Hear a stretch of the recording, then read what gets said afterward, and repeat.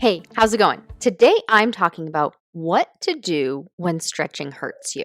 This is Running to the Castle, a podcast for injury-prone Run Disney runners on a journey to running magical miles. Join me, Dr. Allie, as I share the secrets I've gathered as a runner, doctor of physical therapy, and coach. You'll learn the exact ways I get my clients to the castle strong without feeling broken or held together with KT tape as they cross the finish line. So this is the second episode of a 3-part episode talking about stretching. So if you haven't listened to episode 93, definitely listen to this one and go back and listen to that one because I describe specific symptoms that somebody has that stretching would not be good for them. And so what they can do instead is what today's episode is about. If you're someone whose stretching hurts you and are wanting to know what to do instead, this is the episode for you. So if stretching hurts you, you probably want to know what to do instead. So this episode is likely going to be short and sweet because the answer is simple. But I can't expand on all of these exercises that you should do because I don't know what diagnosis you have. So I will give an example from my years in grad school. And I finished grad school at the beginning of 2012, but I have confirmed with recent research and using it with my clients that this recommendation still works.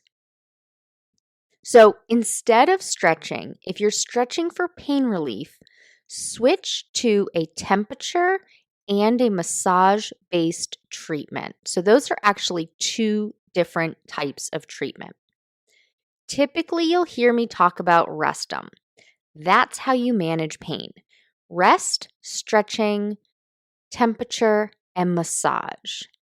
Equipment is thrown in there as well. That isn't going to be the primary focus of today. So those are the first things we talk about when someone has pain, and we go through each of those categories to see where they need to adjust. Rest is just that, making sure you have rest days. Equipment is making sure you're using shoes and equipment that are supporting you. S is for stretching, which we've decided in the last episode that this is the one that needs to be adjusted to actually be lessened, do less of, but usually not completely stopped.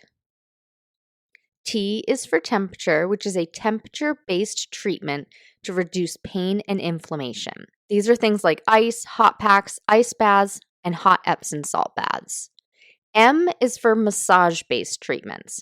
Foam rolling, massage gun, professional massages. You can even do a self-massage. So for this episode, to manage the pain, you've dropped the stretching way down or stopped temporarily, but you still have the ache at night and the localized swelling. So now you add a temperature-based treatment. This could be a cold pack, a bag of ice, moist heat, hot Epsom salt bath, or it could be a combination of heat followed by ice.